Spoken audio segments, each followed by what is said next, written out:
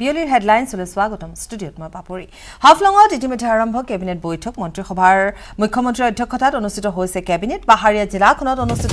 কেবিনেটত কেইবাটাও গুৰুত্বপূৰ্ণ সিদ্ধান্ত গ্ৰহণ কৰিব ৰাজ্য চৰকাৰে ইপিনে কেবিনেটৰ পূৰ্বে আৱৰ্ত ভৱনত মুখ্যমন্ত্ৰী গাৰ্ড অৱ অনাৰ দিয়ে ডিমা হাছাও আৰক্ষীয়ে তাৰ পিছতে মন্ত্ৰীবৰ্গৰ সৈতে দুপৰীয়াৰ আহাৰ গ্ৰহণ কৰে মুখ্যমন্ত্ৰী হিমন্ত বিশ্ব শৰ্মাই জিলা উপায়ুক্তৰ সভাকক্ষত অনুষ্ঠিত হৈছে কেবিনেট বৈঠক ৰাজধানী দিছপুৰৰ বাহিৰত এখন মুখ্যমন্ত্ৰী ডক্টৰ হিমন্ত বিশ্ব শৰ্মাৰ তৃতীয়খন কেবিনেট বৈঠক ৰাজ্যিক কেবিনেটক আদৰিবলৈ ত্ৰুটি কৰা নাই ডিমা হাছাও স্বায়ত্তশাসিত পৰিষদে আৰু ডিমা হাছাও স্বায়ত্তশাসিত পৰিষদে সম্পূৰ্ণ ধৰণে সাজু হৈ খুব সুন্দৰভাৱে যেহেতু সজাই পৰাই তোলা হৈছে আৰু এনেও কোৱা হয় হাফলঙে পৰ্যটকসকলক আকৰ্ষণো কৰি আহিছে বিভিন্ন ক্ষেত্ৰত গতিকে খুব সুন্দৰভাৱে তাত হাফলং সজাই পৰাই তোলা হৈছে কেবিনেটৰ বাবে তাৰোপৰি তাত খাদ্যৰ যি ব্যৱস্থা তাত কৰা হৈছে তাতো থলুৱা খাদ্যৰ ব্যৱস্থা কৰা হৈছে গতিকে মন্ত্ৰীসকলৰ সৈতে এয়া মুখ্যমন্ত্ৰীগৰাকীয়ে খাদ্য গ্ৰহণ কৰে আৰু তাৰপিছতে কেবিনেট বৈঠক জিলা উপায়ুক্তৰ সভাকক্ষত অনুষ্ঠিত হ'ব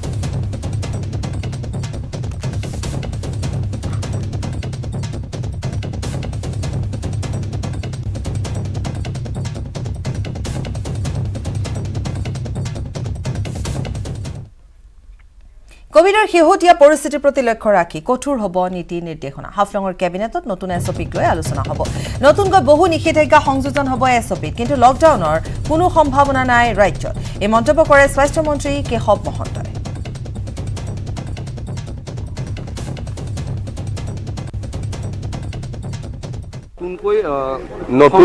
নতুনকৈ হয়তো কিছু ৰেষ্ট্ৰিকশ্যন হ'ব নাই নেচাৰটোতো চেঞ্জ হৈছে আপোনালোকে দেখিছে আজিকালি এতিয়া চৰ্দি কাহ হ'লে টেষ্ট কৰিলে পজিটিভ হয় হোম আইচলেশ্যনত 4 দিন 5 দিন থাকিলে ভাল হয় আকৌ নিগেটিভ হয় সুস্থভাৱে ওলাই আছে 7 দিনৰ পিছত সকলো সুস্থভাৱে ওলাই কাম কৰিব পাৰিছে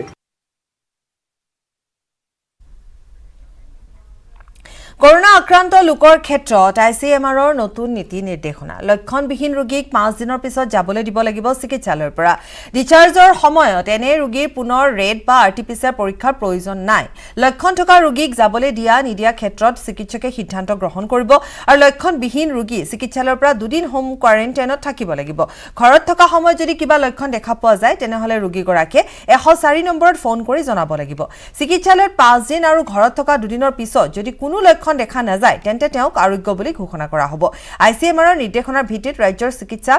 শিক্ষা সঞ্চালকালয়ে ইতিমধ্যে এই নিৰ্দেশনা জাৰি কৰিছে হঠাৎ এতিয়াৰ পৰা লক্ষণ নাথাকিলে কোনো কৰোনা আক্ৰান্তই 5 দিনতকৈ অধিক কোভিড কেয়াৰ চেণ্টাৰ অথবা চিকিৎসালয়ত থাকিব নালাগিব পুনৰ এবাৰ কৈছো যে কৰোনা আক্ৰান্ত লোকৰ ক্ষেত্ৰত আইচিএমআৰৰ নতুন নীতি নিৰ্দেশনা দিয়া হৈছে লক্ষণবিহীন ৰোগীয়ে 5 দিনৰ পিছত আহিব পাৰিব চিকিৎসালয়ৰ পৰা আহিব পাৰিব আৰু 2 দিন হোম আইসোলেশনত থাকিব লাগিব আৰু লগতে ডিচাৰ্জৰ সময়ত এনে ৰোগীয়ে পুনৰ এবাৰ ৰেড বা আৰটিপিচিআৰ পৰীক্ষা কৰাৰো কোনো প্ৰয়োজন নাই লক্ষণ থকা ৰোগীক যাবলৈ দিয়া হ'বনে নহয় হিয়া চিকিৎসকে সিদ্ধান্ত গ্ৰহণ কৰিব লক্ষণবিহীন ৰোগী চিকিৎসালয়ৰ পৰা 2 দিন হোম কোৱাৰেণ্টাইনত থাকিব লাগিব ঘৰত থকা সময়ত যদি কিবা লক্ষণ দেখা পোৱা যায় তেনেহলে ৰোগীগৰাকীয়ে 104 নম্বৰত ফোন কৰি জনাব লাগিব চিকিৎসালয়ত 5 দিন আৰু ঘৰত থকা 2 দিনৰ পিছত যদি কোনো লক্ষণ দেখা নাযায় তেন্তে তেওঁক আৰোগ্য বুলি ঘোষণা কৰা হ'ব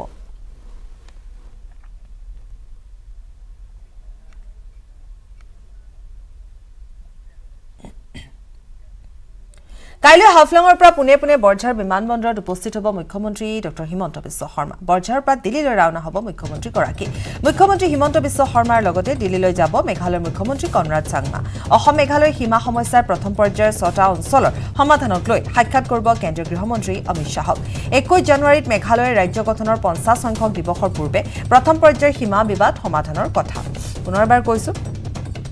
কাইলৈ হাফলঙৰ পৰা পুনে বৰঝাৰ বিমানবন্দৰত উপস্থিত হ'ব মুখ্যমন্ত্ৰী ডক্টৰ হিমন্ত বিশ্ব শৰ্মা বৰঝাৰৰ পৰা দিল্লীলৈ ৰাওনা হ'ব মুখ্যমন্ত্ৰী হিমন্ত বিশ্ব শৰ্মাৰ লগতে দিল্লীলৈ যাব মেঘালয়ৰ মুখ্যমন্ত্ৰী কনৰাড চাংমা অসম মেঘালয়ৰ সীমা সমস্যাৰ প্ৰথম পৰ্যায়ৰ 6টা অঞ্চলৰ সমাধানক লৈ সাক্ষাৎ কৰিব কেন্দ্ৰীয় গৃহমন্ত্ৰী অমিত শাহে 21 জানুৱাৰীত মেঘালয় ৰাজ্য গঠনৰ 50 সংখ্যক দিৱসৰ পূৰ্বে প্ৰথম পৰ্যায়ৰ সীমা বিবাদৰ সমাধানৰ কথা আলোচনা কৰিব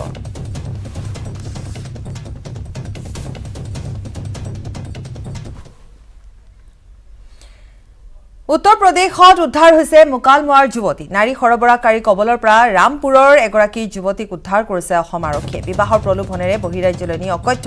নিৰ্যাতন চলাইছিল ৰামপুৰৰ যুৱতীগৰাকীক 31 ডিচেম্বৰৰ পৰা নিৰুদ্দেশ হৈ আছিল যুৱতীগৰাকী তাৰ পিছতে দৌলাখাল আৰক্ষীয়ে অভিযান চলাই উত্তৰ প্ৰদেশৰ পৰা উদ্ধাৰ কৰিছে ৰামপুৰৰ 25 বছৰীয়া এগৰাকী যুৱতীক বৰপেটাৰ হোটেলত যুৱতীগৰাকীক খাদ্যত নিচাজাতীয় দ্ৰব্য মিহলাই অচেতন কৰি উত্তৰ প্ৰদেশলৈ লৈ যোৱাৰ অভিযোগ উত্থাপিত হৈছে দুষ্ট চক্ৰটোৱে যুৱতীগৰাকীক মাৰধৰ কৰি নগদ ধন আৰু যুৱতীগৰাকীৰ মোবাইল ফোনটো কাঢ়ি লৈ যায় দৌলাখাল আৰক্ষী চকীৰ ভাৰপ্ৰাপ্ত আৰক্ষী বিষয়া সুৰজিৎ কাঠাৰৰ তৎপৰতাত উত্তৰ প্ৰদেশত নাৰী সৰবৰাহকাৰী কবলৰ পৰা ৰক্ষা কৰে যুৱতীগৰাকীক লগতে দুষ্ট চক্ৰটোক বিচাৰি দৌলাখাল আৰক্ষীয়ে অব্যাহত ৰাখিছে অনুসন্ধান চলেৰে তাইক বিয়া কৰাম বুলি কৈছে বিয়া কৰাম বুলি কৈয়ে সি লৈ গৈছে কৈছে তুমি বৰপেটাক লাগি আহা তাই কৈছে মই চিনি নাপাওঁ মই আছোঁ মই সেই কৰিলি হ'ল তুমি আহি থাকা তাৰপিছত বোলে তাই কক লাগি আহিছে বৰপেটাক লাগি বোলে আহিছে আহিলে তাই গ'ল যোৱাৰ পিছত তাইক সেই কৰিম বিয়া চিয়া কৰিম বুলি কৈছে তোমাক মই মন্দিৰত বিয়া কৰে আমি বাহিৰত থাকিম সেনেকৈ বোলে কৈছে তাৰপিছত তাইক বোলে সেই হোটেলত আৰু চাহ খোৱা লাগছে চিঙৰা চাহ খুৱাইছে খোৱাৰ পিছত তাই বোলে সেই গম নাপায় বোলে তাৰপিছত কি হ'ল কি নহ'ল তাই গমেই নাপায় একো গম নাপালি তাৰপিছত তাইক বোলে এনেকৈ ট্ৰেইনত যোৱাৰ পিছত বোলে কৈছে হেৰি তোমাক মই বিয়া নকৰাং মই বিয়া কৰিছোঁ বেলেগ মৰণ ফাণ্ডত পৰিণত হৈছে যোৰহাটৰ নিৰ্মীয়মান 4 লেনযুক্ত ৰাষ্ট্ৰীয় ঘাইপথ পথছোৱা দুৰ্ঘটনা সংঘটিত হোৱাটো এতিয়া এক সাধাৰণ ঘটনাত পৰিণত হৈছে বছৰ বছৰ ধৰি দুৰ্ভোগ ভুগি আহিছে যোৰহাটৰ মাজেৰে এই পথেৰে যাতায়াত কৰা লোকসকলে পথৰ মাজত বহু ঠাইত সৃষ্টি হৈছে বৃহৎ গাঁত এই ভয়ংকৰ সমস্যাৰ পৰা কেতিয়া পৰিত্ৰাণ পাব জনসাধাৰণে ইতিমধ্যে খৰালি কালৰ কেইবাটাও মাহ পাৰ হোৱাৰ লগতে পুনৰ নিৰ্মাণ কাৰ্য লেহেমীয়া হোৱাৰ অভিযোগ উত্থাপন কৰিছে স্থানীয় ৰাইজে যোৰহাট জিলাৰ অজন্তা বাইপাছৰ পৰা শিৱসাগৰলৈকে 4 লেনযুক্ত ৰাষ্ট্ৰীয় ঘাইপথটো নিৰ্মাণৰ লাভ কৰা কেইবাটাও প্ৰতিষ্ঠান বৰ্তমানলৈকে সলনি হৈছে যোৰহাটৰ উপায়ুক্ত অশোক কুমাৰ বৰ্মনৰ সভাপতিত্বত যোৱা 14 জানুৱাৰীত উপায়ুক্তৰ কাৰ্যালয় কক্ষত ৰাষ্ট্ৰীয় ঘাইপথৰ মেৰামতি সন্দৰ্ভত সংশ্লিষ্ট সকলো পক্ষৰ সৈতে অনুষ্ঠিত হোৱা এক জৰুৰী সভাত ৰাষ্ট্ৰীয় ঘাইপথৰ ভঙা অংশৰ ৰাস্তাৰ মেৰামতিৰ কাম অহা 19 জানুৱাৰীৰ পৰা আৰম্ভ কৰিবলৈ আৰু চলিত মাহৰ শেষৰ সপ্তাহত পুনৰ নিৰ্মাণৰ কাম আৰম্ভ কৰিবলৈ উপায়ুক্তগৰাকীয়ে সকলোকে কাঢ়া নিৰ্দেশ দিছে সমাগত 26 জানুৱাৰী কোভিডৰ দ্ৰুত সংক্ৰমণৰ মাজতে চলিছে গণৰাজ্য দিৱস উদযাপনৰ ব্যাপক প্ৰস্তুতি গণৰাজ্য দিৱস উপলক্ষে ৰাজধানী দিল্লীত চলিছে পেৰেডৰ অনুশীলন গণৰাজ্য দিৱসৰ বাইক ষ্টাণ্টৰ অনুশীলনত ভাগ লৈছে ITBPৰ জোৱানে আমি দেখুৱাইছো সেই ভিজুৱেল গণৰাজ্য দিৱসৰ এয়া ব্যাপক প্ৰস্তুতি চলিছে আৰু ৰাজধানী দিল্লীত চলিছে পেৰেডৰ অনুশীলন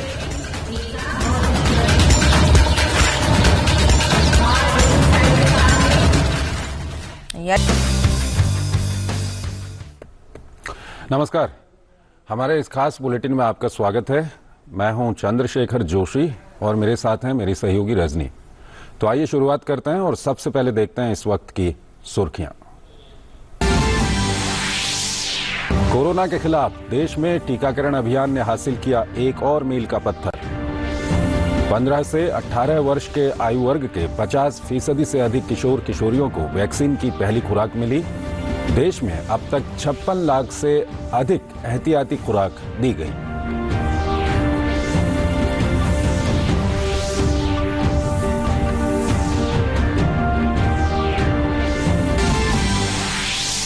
मुंबई के नेवल डॉकयार्ड में INS रणवीर पर एक बॉक्स में विस्फोट धमाके में 3 सैनिकों की मौत नौसेना ने धमाके के कारणों की जांच शुरू की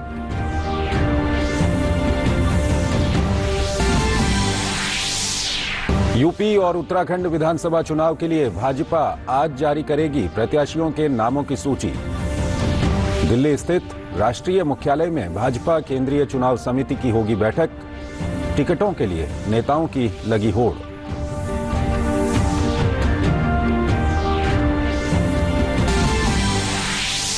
विदेश मंत्री डॉक्टर एस जयशंकर ने UAE के अपने समकक्ष शेख अब्दुल्ला बिन जायद अल नहयान से टेलीफोन पर की बातचीत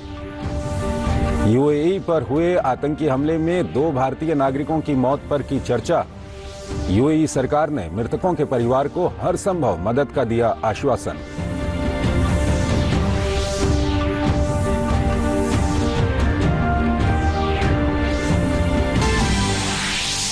और दक्षिण अफ्रीका के खिलाफ 3 मैचों की वनडे सीरीज का आज से होगा आगाज रोहित शर्मा की अनुपस्थिति में KL राहुल के नेतृत्व में मैदान में उतरेगी टीम इंडिया अफ्रीका की सरजमी पर सिर्फ एक बार सीरीज जीत पाई है भारतीय टीम।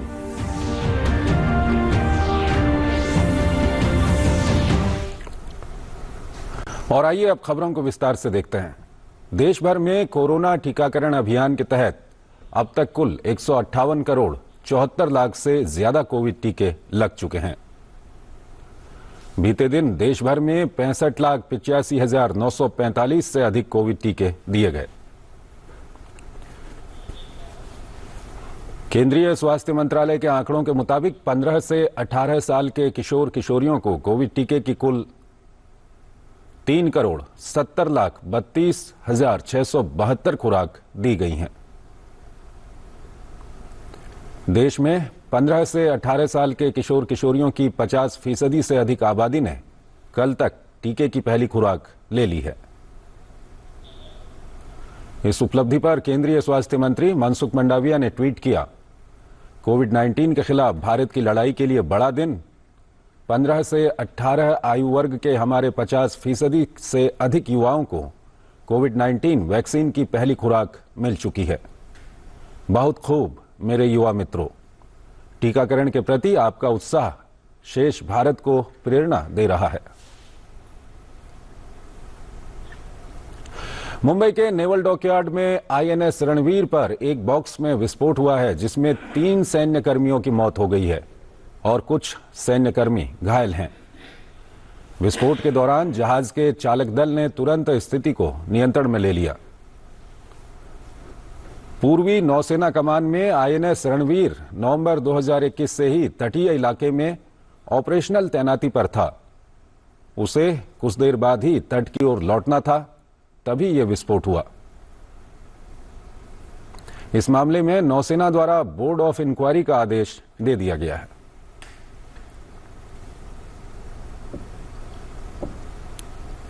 भाजपा केंद्रीय चुनाव समिति की बैठक आज दिल्ली में होगी। इससे पहले उत्तर प्रदेश में सत्ताधारी भारतीय जनता पार्टी ने अपने सहयोगी दलों से सीटों के बंटवारे को लेकर बातचीत पूरी कर ली है। उत्तर प्रदेश में भारतीय जनता पार्टी संजय निषाद के नेतृत्व वाली निषाद पार्टी और अनुप्रिया पटेल के नेतृत्व वाली अपना दल के साथ गठबंधन में चुनाव लड़ रही है। इन दोनों दलों का पूर्वी उत्तर प्रदेश के कई इलाकों में खासा प्रभाव माना जाता है। इसी क्रम में मंगलवार को संजय निषाद ने भाजपा के उत्तर प्रदेश प्रभारी से मुलाकात कर सीटों के बंटवारे पर चर्चा की।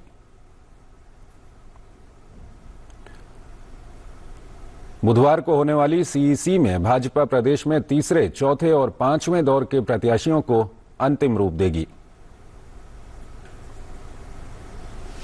इसके साथ ही पंजाब, गोवा, मणिपुर और उत्तराखंड पर भी चर्चा हो सकती है।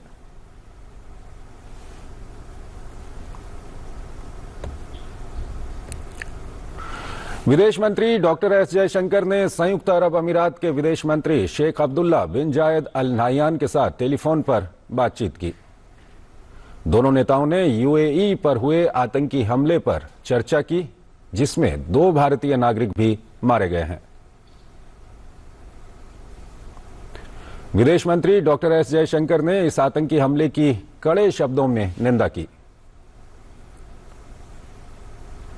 उन्होंने जोर देकर कहा कि नागरिकों पर इस तरह का हमला पूरी तरह से अस्वीकार्य है। इस बीच बातचीत के दौरान यूएई के विदेश मंत्री शेख अब्दुल्ला बिन जायद अल नाह्यान ने विदेश मंत्री डॉक्टर एस जयशंकर से हमले की जानकारी साझा की। उन्होंने 2 भारतीयों के निधन पर गहरा शोक भी व्यक्त किया।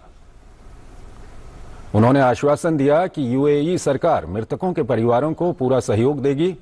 और यूएई के अधिकारी इस संबंध में भारतीय दूतावास के लगातार संपर्क में हैं।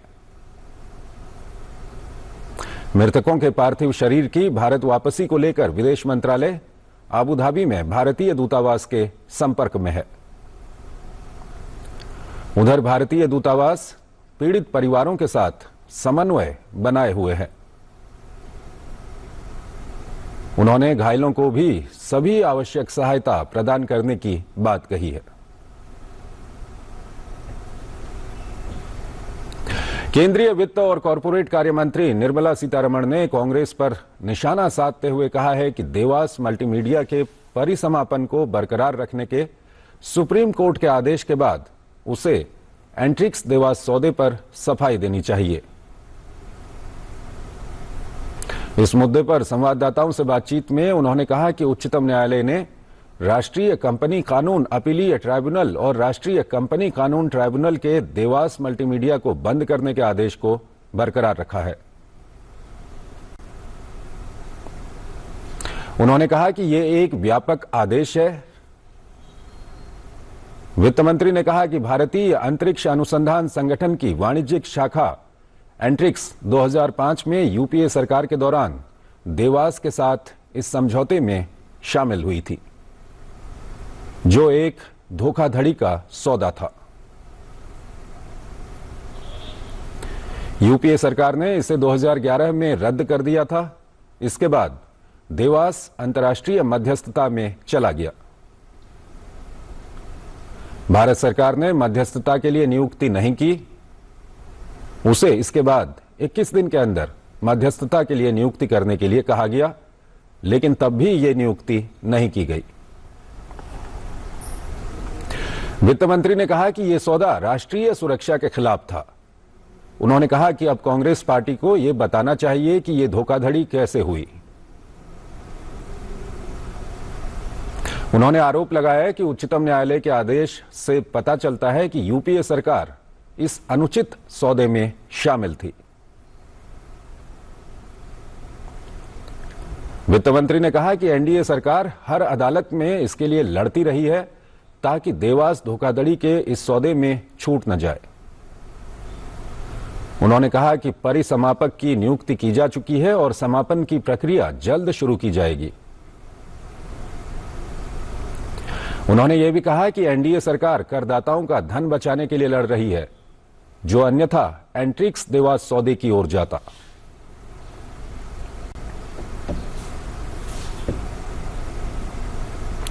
भारत और दक्षिण अफ्रीका के बीच 3 मैच की वनडे सीरीज का पहला मुकाबला आज से पर्ल के बोलैंड पार्क मैदान में खेला जाएगा। रोहित शर्मा के चोटिल होने की वजह से भारतीय टीम की कप्तानी एल राहुल को सौंपी गई है। वहीं जसप्रीत बुमराह उपकप्तान की भूमिका में खेलेंगे। भारतीय टीम को टेस्ट सीरीज में हार मिली, ऐसे में टीम चाहेगी कि वो वनडे में अपने इस हार का हिसाब चुकता करे।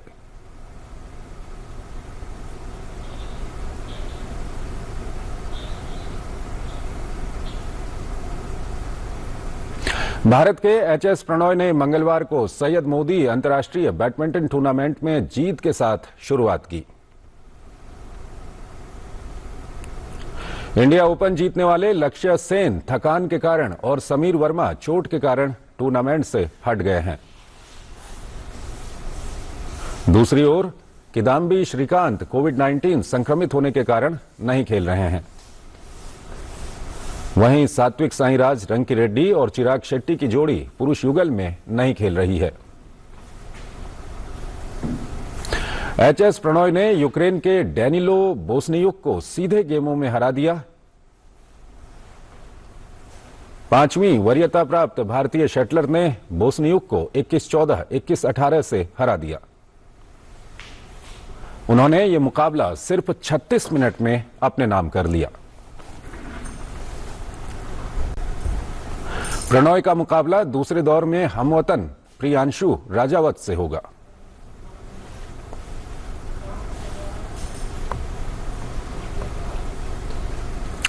भारतीय ग्रैंडमास्टर विदित गुजराती ने रूस के दानिल दुबोव को तीसरे दौर में हराकर टाटा स्टील मास्टर्स शतरंज टूर्नामेंट में एकल बढ़त बना ली है। हालांकि विदित के हमवतन 16 वर्ष के रमेश बाबू प्रज्ञानानंदा को नीदरलैंड के जॉर्डन वॉन फॉरेस्ट ने हरा दिया। वॉन फॉरेस्ट, आंद्रे एस्पिनेंको और रिचर्ड रेपोर्ट ने भी तीसरे दौर में 3 दर्ज की और विदित गुजराती से आधा अंक पीछे 2 अंक लेकर दूसरे स्थान पर हैं। दुनिया के नंबर 1 खिलाड़ी मैग्नस कार्लसन और जॉन क्रिस्टोफ डुडा भी ड्रॉ खेलने के बाद दूसरे स्थान पर हैं। चौथे दौर में विदित का सामना एस्पिनेंको से होगा, जबकि प्रज्ञानानंदा स्वीडन के नील्स ग्रेडिलियस से खेलेंगे। चैलेंजर्स वर्ग में भारतीय ग्रैंडमास्टर अर्जुन एरिगेसी ने बेल्जियम के डेनियल डी को हराकर चेक गणराज्य के थाई दाई वान एंगुयेन और रूस के बोलोदार मुर्जिन के साथ बढ़त बना ली है। भारत के सूर्य शेखर गांगुली को नीदरलैंड के मैक्स वर्मेडम ने ड्रॉ पर रोका।